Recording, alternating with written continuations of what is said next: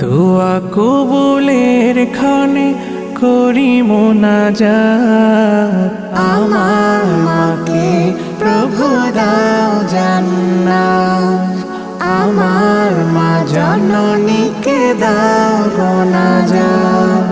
দোয়া কবুলের ক্ষণে করি মোনাজাত, আমার মাকে প্রভু দাও জান্নাত, আমার মা জননীকে দাও মোনাজাত।